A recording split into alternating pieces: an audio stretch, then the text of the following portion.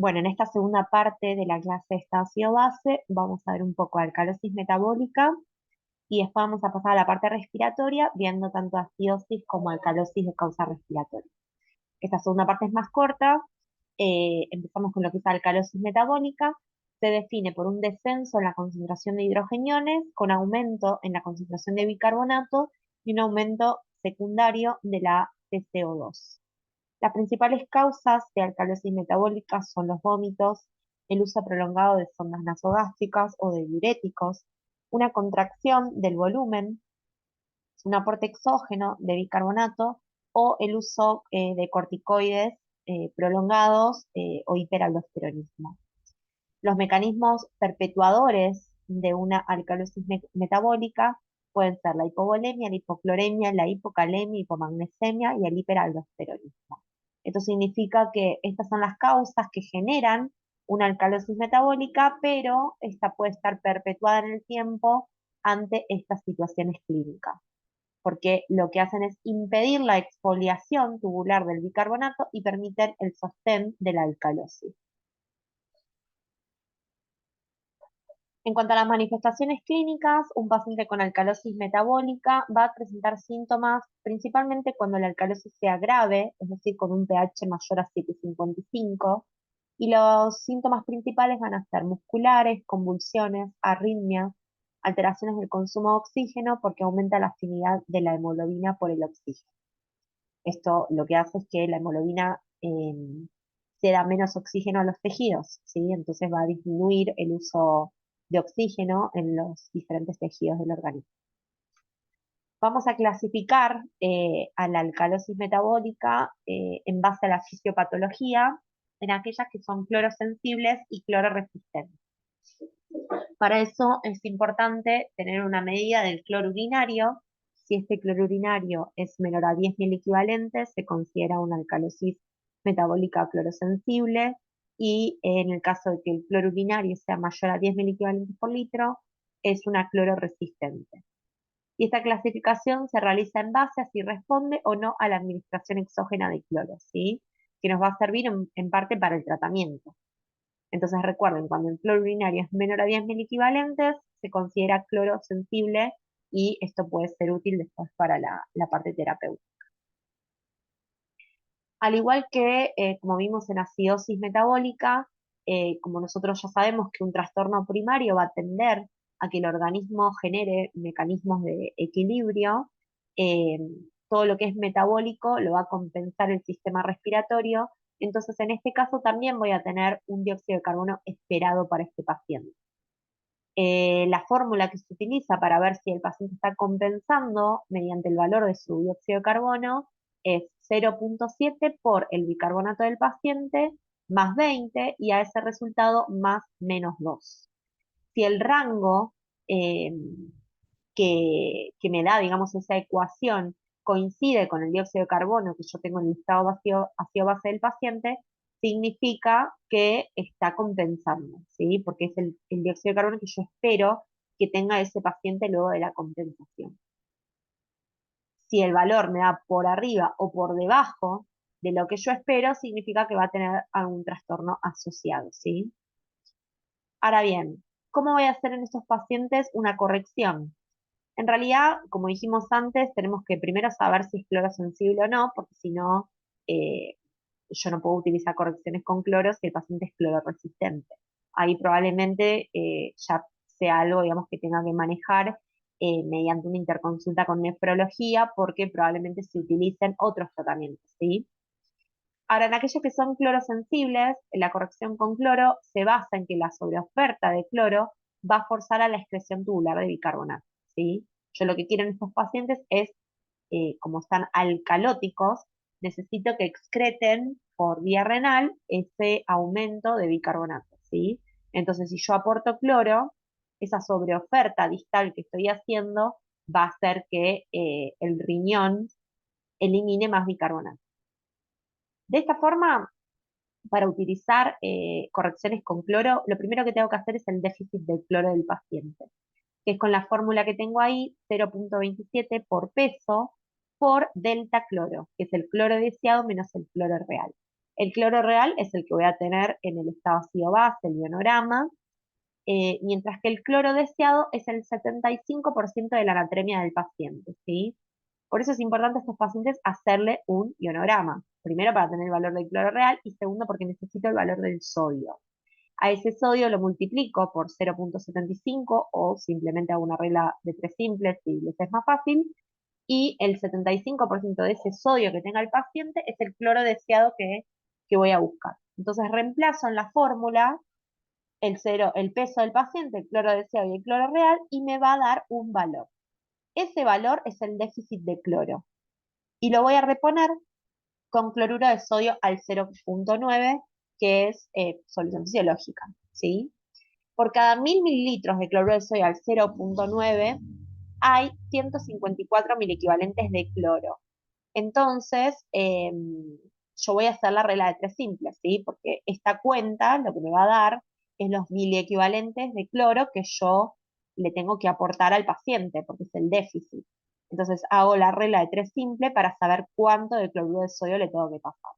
Eso se va a pasar en infusión endovenosa en horas, ¿sí? Dependiendo de la causa. Obviamente, dependiendo del valor que me dé. Si es poquito lo que le tengo que pasar, por ahí lo paso en 1 o 2 horas. Si es bastante, lo voy a ir prolongando, ¿sí? No está establecido una velocidad de infusión.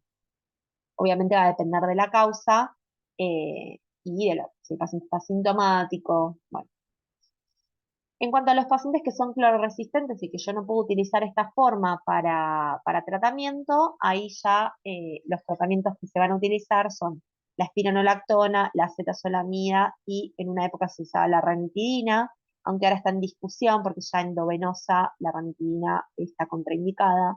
Por eso estos pacientes generalmente los va a tratar nefrología, ¿sí? La espironolactona se usa principalmente cuando la causa de la alcalosis metabólica es el hiperaldosteronismo, a una dosis de 3 a 7 miligramos kilo día, mientras que la acetazolamida se usa más que nada cuando hay una expansión del líquido extracelular, es decir, un paciente que me generó una alcalosis porque lo expandí muchas veces, por ejemplo. En ese caso uso acetazolamida a 30 miligramos kilo día. Bien, la tercera causa va a ser la acidosis respiratoria, la tercera, digamos, el trastorno primario.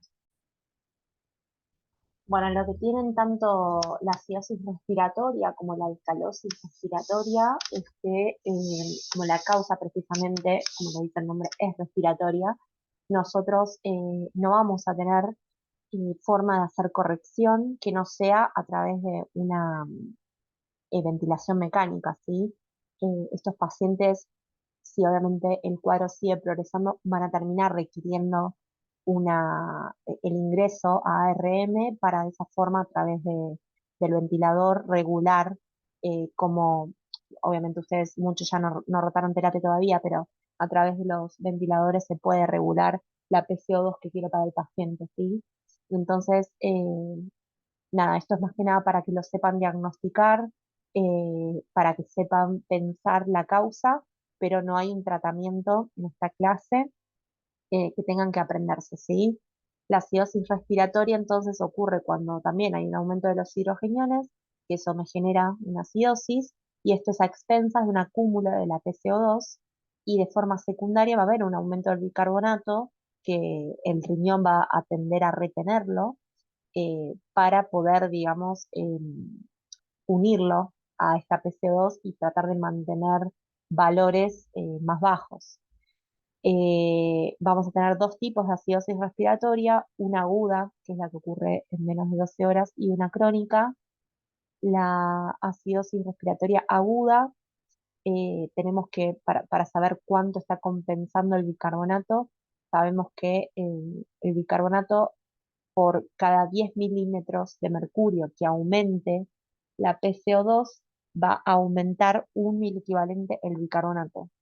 Mientras que en la acidosis respiratoria crónica, ese aumento de bicarbonato, como ya son sistemas que están, digamos, funcionando hace bastante porque la causa es crónica, entonces el organismo viene generando ese equilibrio ácido-base hace bastante tiempo, va a estar más compensado, ¿sí?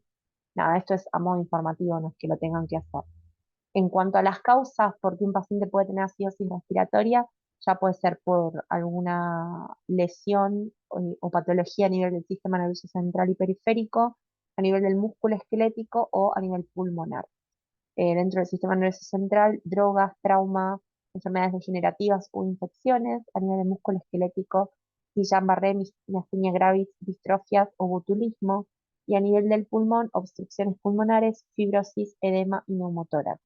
Todo esto lo que hace, cualquiera de estas causas, es que el cuerpo del sistema respiratorio pueda, eh, digamos, no funciona como debería funcionar, y esto genera que la respiración no sea la adecuada, por lo tanto el organismo no puede liberar tanto dióxido de carbono y tiende a acumularlo en la sangre, ¿sí?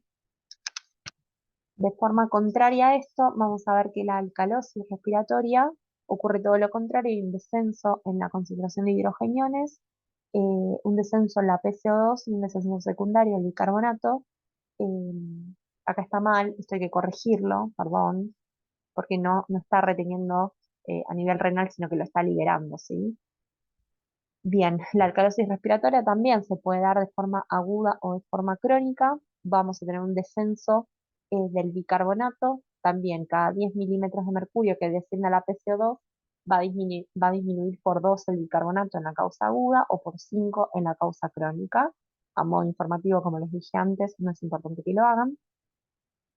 Y las causas son similares, puede ser también a través de drogas, traumas, fiebre o infecciones del sistema nervioso periférico, o de causa pulmonar, cualquier causa que genere hipoxemia, por ejemplo, las alteraciones de la ventilación perfusión, los shunts cardíacos, la hipovaria, las obstrucciones agudas o enfermedades restrictivas como la neumonía. Esto lo que va a hacer es que, digamos, se libere mayor PCO2, por lo tanto haya menos PCO2 en la sangre, eh, y obviamente teniendo en cuenta que la causa va a ser respiratoria. De todas las alteraciones en pediatría, esta es la menos frecuente. eh, por ahí lo más fácil de ver, o que ustedes pueden llegar a ver, es en un paciente con una neumonía masiva, ¿sí? De todo un pulmón velado, puede llegar a manifestar una alcalosis respiratoria, pero la verdad que es muy raro de ver. Bueno, y esta sería la última de los trastornos primarios del estado ácido base. La idea es que con esto, bueno, nada, hagan un repaso, lo tengan anotado, sepan cómo diagnosticarlo, sepan cómo buscar si el paciente está compensando o no, sepan las principales manifestaciones clínicas, eh, cómo corregir a aquellos que se puede corregir, que son las causas metabólicas, y, eh, y con todo esto vamos a ver un par de laboratorios para empezar a hacer interpretación y casos clínicos para poder resolverlos. Esta clase es más cortita, como les dije, así que bueno, con esto terminamos.